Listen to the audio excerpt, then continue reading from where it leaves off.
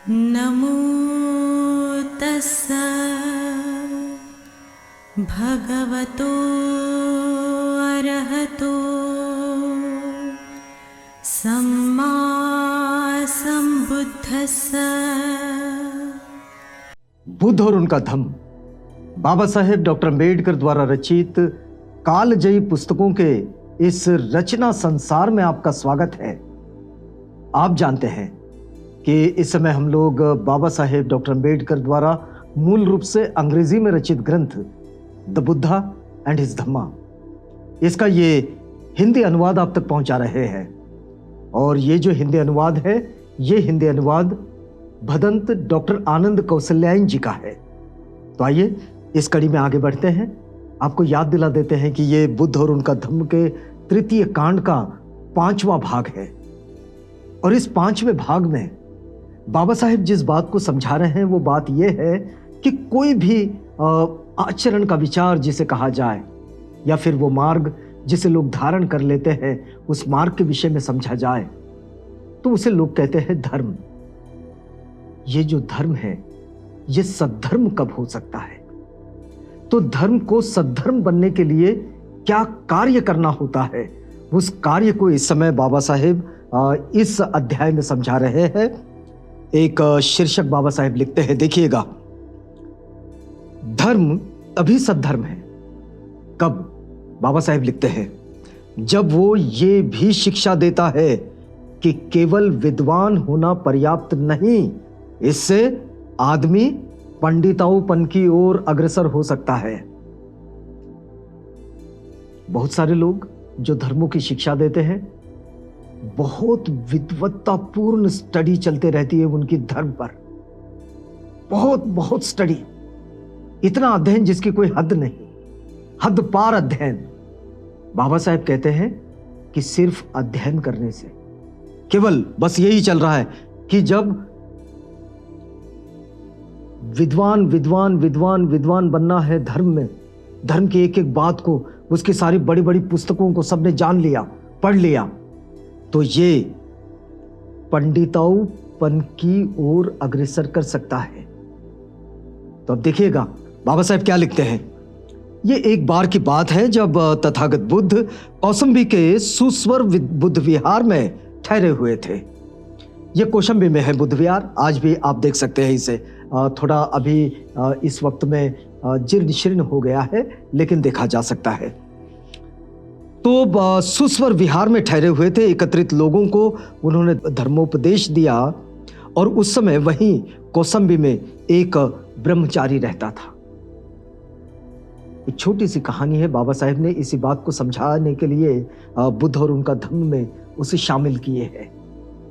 तो उस ब्रह्मचारी को बड़ा अभिमान था, ये जो ब्रह्मचारी था इसको बड़ा अभिमान था कि उसके जैसा शास्त्रों का जानकार कोई नहीं होता है।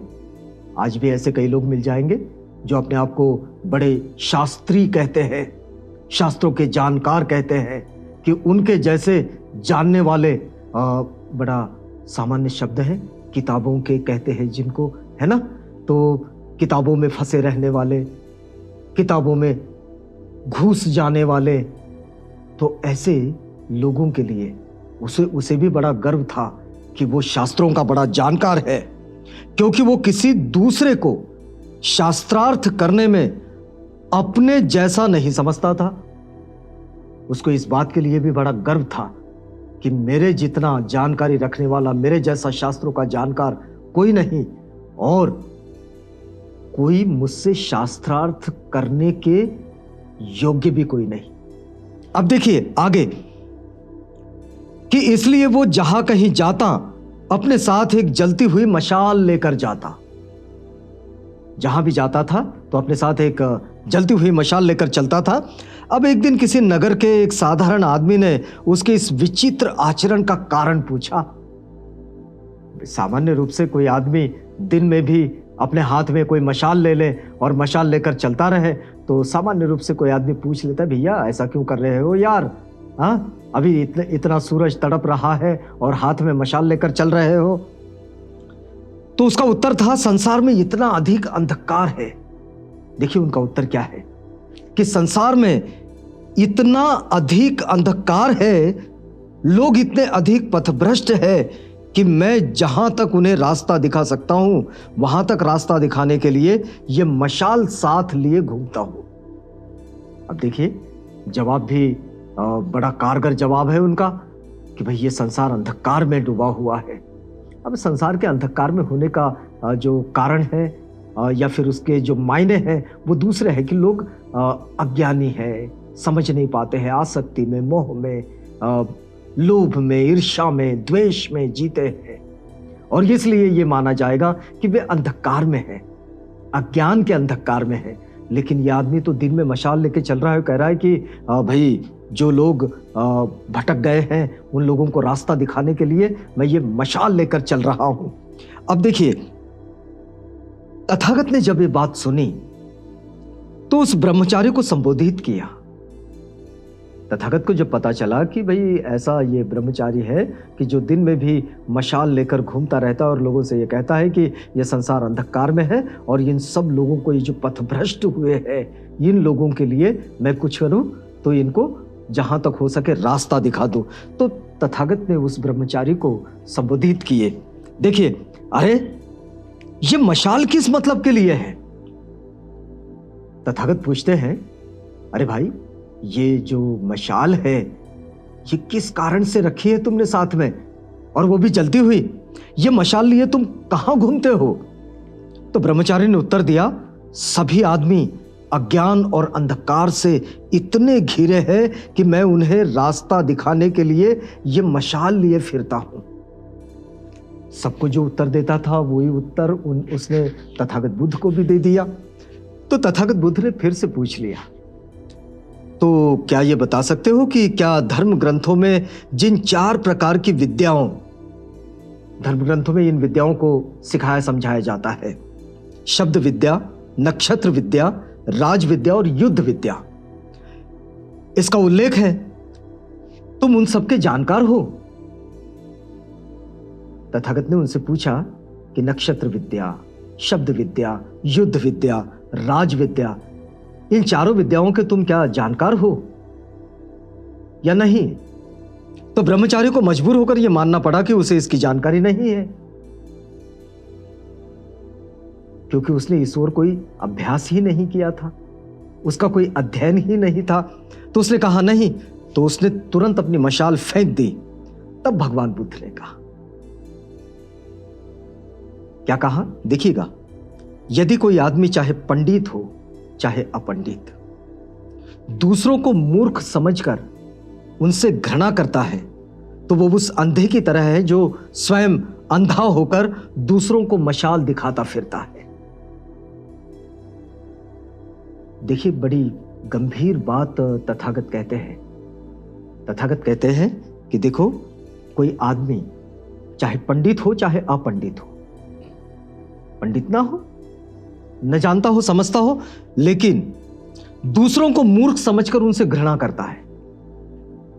अक्सर ऐसा होता है कि लोग अपने आप को बहुत होशियार मानते हैं और अन्यों को मूर्ख समझ लेते हैं और उनसे घृणा करता है। तो बिल्कुल वो उस अंधे की तरह है। किस अंधे की तरह? जो स्वयं तो अंधा होता है लेकिन दूसरों को मशाल दिखाते हुए घूमता है। इस बात को समझने के लिए ये अध्याय ये कहता है कि देखो भाई, ये संसार इतना बड़ा है, लोग जमाने भरे की बात बताते हैं।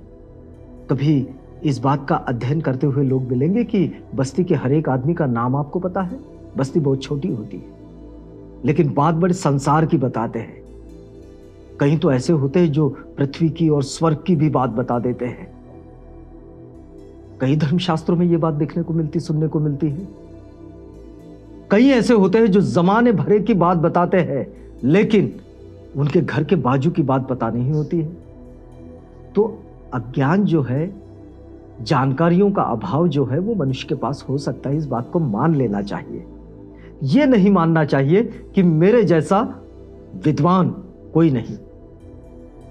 तो फिर इसमें क्या महत्वपूर्ण बात है कि अगर ये आदमी अपने आप को विद्वान मानता है और हाथ में मशाल लेकर घूमता है दिन में और ये मानकर चलता है कि सब लोग अंधे हैं, उनको रास्ता दिखाने की जरूरत है, वो सब भटक रहे हैं।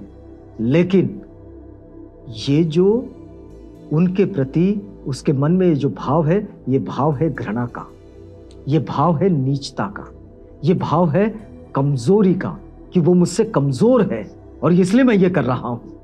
तो ये मानना ही मूल रूप से गलत है। अगर ये व्यक्ति मूल रूप से उनसे प्यार से अप्रोच करे, प्रेम पूर्वक उसका संबंध बढ़ाए, और प्रेम पूर्वक संबंध के साथ जो जानकारी उनके पास नहीं है लेकिन इसके पास है, इस जानकारी को उनके पास पहुंचा दे और उस जानकारी से उनका कुछ लाभ होता है तो उसका कोई मतलब है। ये होता है पंडिताऊपन, कि अपने आप को बहुत होशियार मान लेना। किताबें पढ़ पढ़ के अपने आप को बड़ा होशियार मान लेना, ये होता है, लेकिन आचरण में कुछ भी नहीं। तो तथागत जो बात सिखा रहे वो ये है कि क्यों भाई, तुमको ये सारी विद्याएं पता है? तो उसने कहा नहीं कहते साथ उसे ये पता चल गया कि ये तो मुझे पता नहीं है, मैं अपने आप को बड़ा विद्वान मान के चलता हूं। अब ये देखिए, इसी बात को दोहे के रूप में कबीर कैसे समझाते हैं। अरे भाई, पोथी पढ़ जग मुआ, पंडित भया ना कोई। लेकिन ये अपने आप को पंडित मानने लग जाते हैं, विद्वान मानने लगते हैं। यहां पंडित का मतलब विद्वान हो रहा है, वो नहीं जो परंपरा में आप सबके सामने आते हैं, वो नहीं, लेकिन यहां ये मतलब है। तो पोथी पढ़ जग मुआ, पंडित भया ना कोई। अरे ढाई आखर प्रेम का पढ़े सो पंडित होए। तो होने के लिए ये जरूरी है। लेकिन अगर हम सबको अपने से कमजोर मानते चलेंगे और ये मान के चलेंगे कि उनके पास कुछ नहीं है, मुझे जो समझता वही सर्वश्रेष्ठ है। अब दुनिया में हम अपने आसपास में कई ऐसे देख सकते हैं, बहुत ज्यादा पढ़े लिखे नहीं हो सकते लेकिन प्लम्बर का काम बड़ा अच्छा कर लेते हैं। वो इंजीनियर नहीं होते, लेकिन इंजीनियर को इस बात का गुमान हो सकता है कि वो बहुत बड़ा इंजीनियर है। लेकिन वो जो सामान्य प्लम्बर है, वो जो राजमिस्त्री हमारे आसपास काम करते हैं, उनका काम का अनुभव बहुत बड़ा होता है। वो अपने काम में बड़े होशियार होते हैं और बड़े कुशल कारीगर भी होते हैं। लेकिन किसी इंजीनियर को, किसी पढ़े लिखे को यह लग सकता है कि मैं बड़ा श्रेष्ठ हूं, इसे क्या आता है, ये तो बस टाइल्स लगा रहा है, ये तो ईंटें जोड़ रहा है, और ऐसा मानकर वो उसको कमजोर मानने लगे तो फिर वो भेदभाव का शिकार हो जाएंगे और ये अपने थोड़ी सी विद्या के अहंकार में आ जाएगा और ये अहंकारी बन जाएगा। और ये अहंकार उसे आगे नई चीजें सीखने के लिए प्रेरित नहीं होने देगा, उसे रोक देगा। और इसलिए बाबा साहेब ने इस बात को लिखे है, एक छोटे से शीर्षक में लिखा है। लिखा क्या है कि देखो भाई, कोई धर्म जो है वो सद्धर्म तभी हो सकता है, उसको सद्धर्म तभी माना जा सकता है जब वो सद्धर्म ये शिक्षा दे। कैसी शिक्षा? कि केवल विद्वान होना पर्याप्त नहीं है, सिर्फ विद्वान होने से काम नहीं चलेगा। अगर कोई विद्वान अपने आप को मान बैठे, सिर्फ विद्वान, केवल विद्वान, आचरण में कुछ नहीं, तो वो पंडिताऊपन की ओर अग्रसर हो सकता है। और तथागत की शिक्षा, बुद्ध का धम्म, इस बात की कोई शिक्षा नहीं देता। वो मनुष्य को जमीन पर रहने देता है, उसकी वो जमीन जिस जमीन पर उसको एक आजाद ख्याली के साथ समता में, बंधुत्व की ओर अग्रसर होते हुए एक मैत्रीपूर्ण जीवन की ओर लिए चलता है। तो ये बात जो तथागत सिखाते हैं, इसी बात को बाबा साहेब ने इस छोटे से शीर्षक के साथ लिखे हैं। वैसे ये अध्याय यहां पर खत्म होता है। हम मिलेंगे आपसे अगली कड़ी में, तब तक के लिए हमें इजाजत दीजिएगा।